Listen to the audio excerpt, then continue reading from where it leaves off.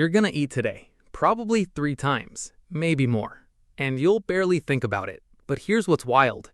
The act of eating has transformed our species more than any war, any invention, any idea. The way we find, prepare, and consume food has literally rewired our brains, shaped our cultures, built our civilizations, and is now threatening our planet. This is the full story of food, from 2 million years of raw survival to a lab-grown burger that may feed the next billion people. Buckle up, it's a long, delicious ride. Before we were cooks, we were scavengers. Our earliest ancestors, creatures like Homo habilis, ate whatever they could find or steal: raw roots, berries, insects, marrow sucked from bones cracked open with rocks. There was no flavor, no presentation, no recipe. But here's something remarkable. Eating meat, even raw, gave early humans a calorie-dense food source that fueled bigger brains. Scientists believe our shift toward meat eating may be directly linked to the growth of the human brain over millions of years. We didn't just eat to survive, we ate our way to intelligence. Then came fire, and everything changed. When our ancestors discovered they could cook food, we're talking somewhere around 400,000 years ago, it wasn't just a convenience, it was a biological revolution. Cooking breaks down tough plant fibers, it kills parasites, it unlocks nutrients locked inside raw food, and crucially, it lets you get more energy from less food. Biologist Richard Wrangham argues that cooking is the reason our guts shrank and our brains grew.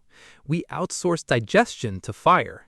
Think about that the next time you turn on your oven. You're doing something your ancestors figured out 500,000 years ago, and it made us human. Cooking is the defining act of humanity. No other species transforms its food before eating it. We've covered farming before on this channel, but here's the food angle that rarely gets told. Once humans started farming, they didn't just eat differently, they started tasting differently. The ancient Egyptians were baking over 30 varieties of bread. The Romans built an entire empire partly to control olive oil and grain supply routes. The Chinese were fermenting soy and making tofu more than 2,000 years ago. And then the spice trade. Pepper, cinnamon, nutmeg, cloves. These weren't luxuries, they were currency. Wars were fought over them. Continents were discovered because European powers were desperately searching for cheaper routes to Asian spices. Columbus wasn't trying to reach America. He was trying to find black pepper without paying the middleman. Food didn't just feed empires. Food built them. The Industrial Revolution didn't just change how we worked. It changed what we ate. For the first time in human history, food could be mass-produced, preserved, and shipped across continents. Canning, invented in the early 1800s to feed Napoleon's armies, meant food could last years without spoiling. Then came refrigeration, then pasteurization. Then, in the 20th century, something more sinister: the rise of ultra-processed food.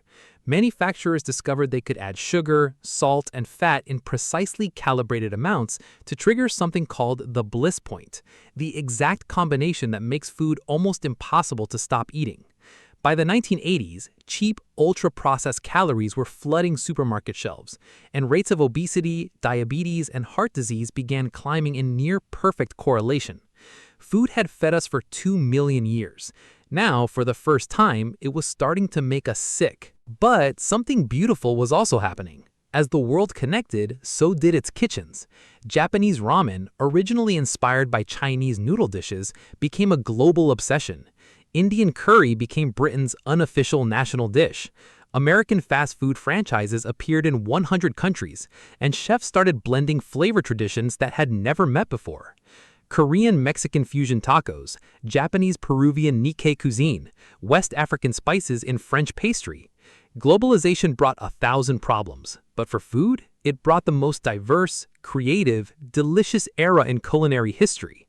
Your average supermarket today stocks more varieties of food from more cultures than an emperor of Rome could ever have dreamed of eating in his lifetime. Here's where things get extraordinary. We are living through the most dramatic transformation in food since the discovery of cooking.